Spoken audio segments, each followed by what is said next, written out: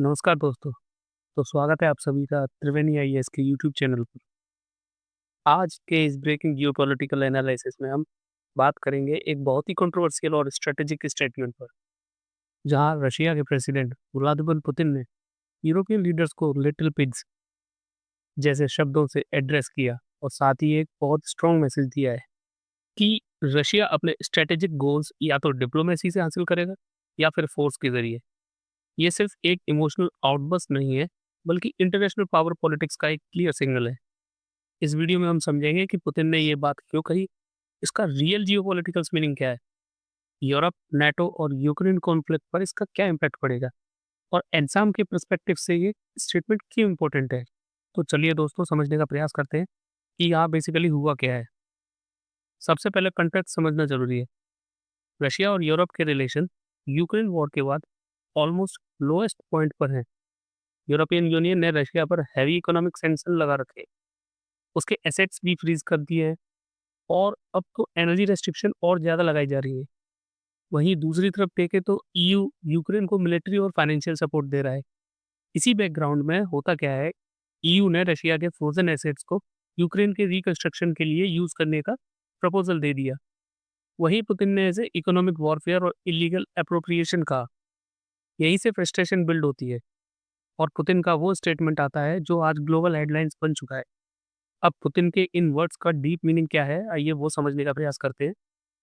Putin का जो phrase है लिटिल पिग्स कोई कैजुअल इंसल्ट नहीं है। इसका मतलब है कि यूरोप को रशिया एक इंडिपेंडेंट पावर सेंटर नहीं मानता, बल्कि यूरोप को यूएस कंट्रोल स्ट्रेटेजिक प्रॉक्सी के रूप में देखता है। या कहे तो जैसे छोटे छोटे पिग्स के बेबी अपने पेरेंट्स के पीछे पीछे घूमते रहते हैं, वैसे ही ईयू अमेरिका के पीछे पीछे बस हाँ में हाँ मिलाता है। पुतिन के हिसाब से यूरोपियन लीडर्स अपनी स्ट्रेटेजिक ऑटोनॉमी लूज कर चुके हैं, नाटो और वॉशिंगटन के इंटरेस्ट को ब्लाइंडली फॉलो कर रहे हैं। और जब पुतिन कहते हैं डिप्लोमेसी और फोर्स, तो इसका मतलब है कि वो एक क्लासिकल रियलिस्टिक डॉक्ट्रिन फॉलो कर रहे हैं, जिसे इंग्लिश में इंटरनेशनल सिस्टम इज एनार्की, या कहें तो पावर ही अल्टीमेट गारंटी होती है। रशियन स्ट्रेटेजिक डॉक्ट्रिन क्या कहती है, तो रशियन की जो स्ट्रेटेजिक कल्चर हमेशा से हार्ड पावर ओरिएंटेड रहा है, डिप्लोमेसी को स्ट्रेंथ के एक्सटेंशन के रूप में देखता है। पुतिन का मैसेज क्लियर है, अगर नेगोशिएशन रशिया के फेवर में होती है तो डिप्लोमेसी, अगर रशिया को कॉर्नर किया गया तो मिलिट्री एस्केलेशन पॉसिबल है। ये डॉक्ट्रिन हम पहले भी देख चुके हैं, जॉर्जिया 2008 के टाइम पे, क्रीमिया में 2014 के टाइम पे और यूक्रेन 2022 से तो अभी तक देख ही रहे हैं। इसलिए ये स्टेटमेंट सिर्फ रेटोरिक नहीं बल्कि एक पॉलिसी सिग्नल ही है।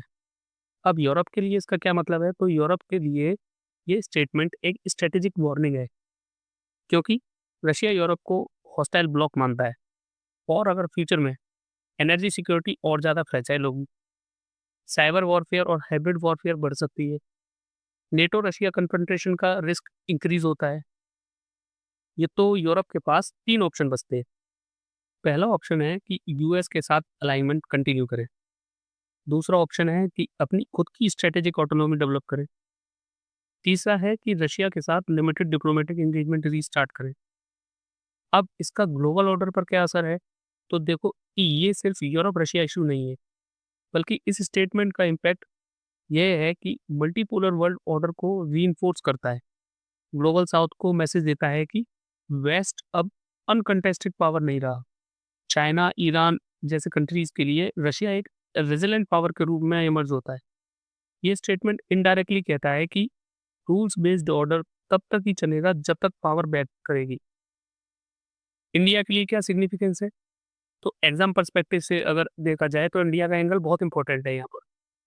इंडिया के लिए रशिया एक स्ट्रेटेजिक पार्टनर है, यूरोप भी एक इकोनॉमिक पार्टनर है।